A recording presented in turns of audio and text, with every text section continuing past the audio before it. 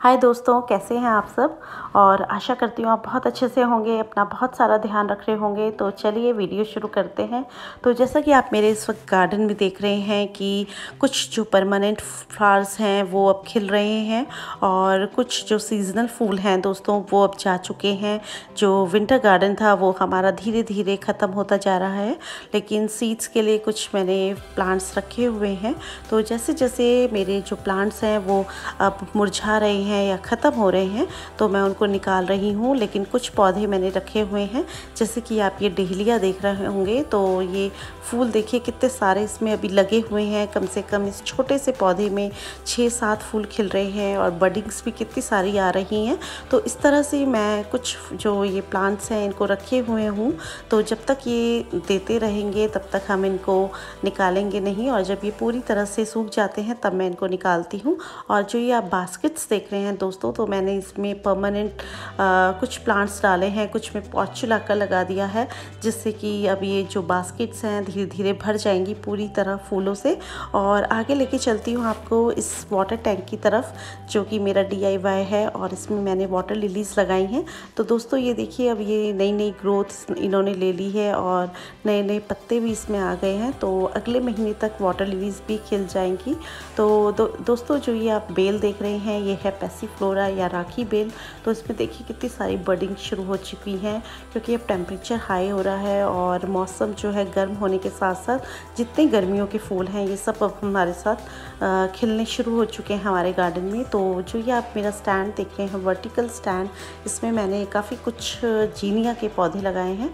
तो जीनिया भी अब हमारे साथ शुरू हो चुका है खिलना। तो आज मैंने सोचा आपके लिए एक वीडियो बनाई जाए जीनिया के ऊपर। तो दोस्तों जैसा कि आप देख रहे हैं इसको हम सीड से भी ग्रो कर सकते हैं और सैपलिंग्स भी आप इसकी लाकर लगा सकते हैं। तो मैंने सीड्स भी ग्रो किए थे और कुछ मैंने जो आप ये सैपलिंग्स देख रहे हैं ये मैंने छोटी छोटी जो सैपलिंग्स मिलती हैं नर्सरी में वो ला के लगाई थी। तो अब देखिए इनमें फ्लावरिंग कितनी अच्छी शुरू हो चुकी है।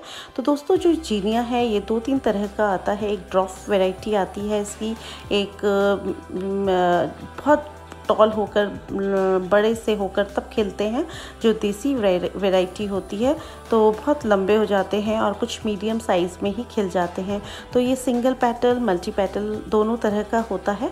तो जो हाइब्रिड्स हम लगाते हैं ये जो इसमें भी 2 तरह के होते हैं। एक तो बहुत छोटे छोटे फूल जो होते हैं पूना वाली वैरायटी, एक वो होती है, और एक थोड़े बड़े फ्लावर्स आते हैं। तो जो आप मेरे ये देख रहे हैं जिनमें फूल नहीं खिले हैं, देखिए जैसे ये छोटा सा है, इस तरह की मैंने सैपलिंग्स लगा दी थी और ऊपर से इनको पिंचिंग कर दी थी। तो देखिए कितने बुशी हो चुके हैं मेरे प्लांट्स और कितने सारे इनमें फूल खिल चुके हैं। तो दोस्तों मैंने जो इसका सॉइल मिक्सचर लिया था वो एक हिस्सा कंपोस्ट या गोबर की खाद, एक हिस्सा सॉइल और एक हिस्सा रेत, उन तीनों को मिला के इसका बहुत अच्छे से पॉटिंग सॉइल में मैंने इनको लगाया है। तो फ्लावरिंग बहुत ज़्यादा हो रही है। तो छोटे से पौधे भी देखिए कितने कितने सारे फूल खिल रहे हैं, कितने प्यारे लग रहे हैं ये। और ये कुछ पेंजी के फ्लावर्स हैं जो मैंने अभी निकाले नहीं हैं। दोस्तों ये अभी खिले ही जा रहे हैं तो इसलिए मैंने इनको नहीं निकाला।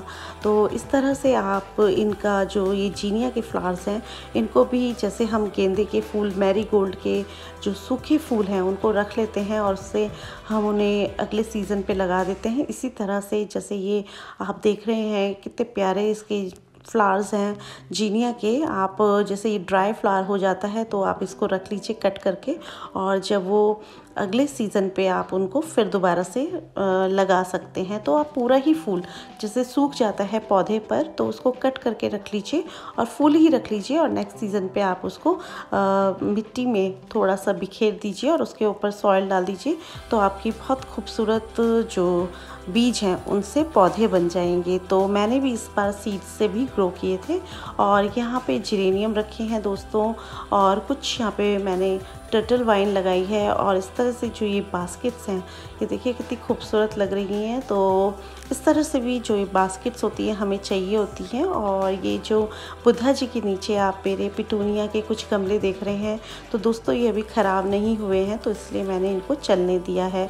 और ये ऊपर आप देख रहे होंगे कितनी लंबी मेरी गुलाब की बेल है जो फूलों से लदी हुई है। और इधर हैं दोस्तों कुछ कनेर के पौधे। अब देखिए इनमें भी कितने प्यारे फ्लावर्स खिलना शुरू हो चुके हैं। और आपको आगे लेके चलती हूँ। ये मेरे कुछ स्ट्रॉबेरीज़ के गमले हैं और इस साइड हम आगे की साइड चलते हैं। तो दोस्तों ये नीचे मेरे पास एक स्ट्रॉबेरी का पौधा है, इस पे देखिए स्ट्रॉबेरी भी लगी हुई है। तो चलिए इसको भी तोड़ लेते हैं, कितनी लाल हो चुकी है ये।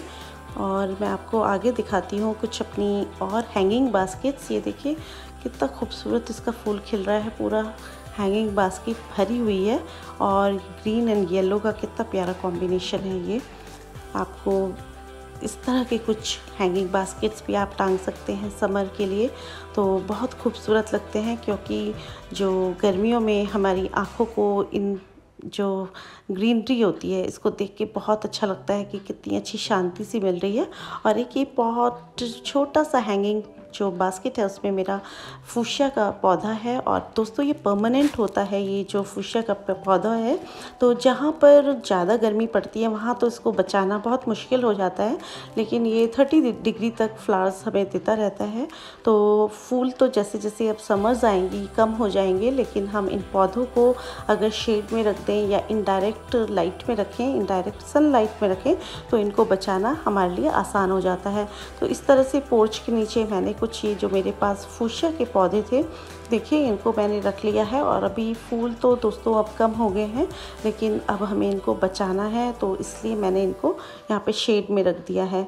और ये इस तरह से जैसे जैसे टेम्परेचर हाई होगा वैसे वैसे इन पौधों को मैं फिर इंडोर भी ले जाऊँगी। अभी तो मैंने इनको अपने पोर्च के नीचे ही रखा है। तो इस तरह से अगर आपके पास फूशिया के कुछ पौधे हैं तो आप उनको इनडायरेक्ट सनलाइट में रखिए और इनको तेज़ रोशनी से, जैसे बिगोनिया है, ये बहुत बड़ा आम का पेड़ है, उसके नीचे मैंने रखा हुआ है।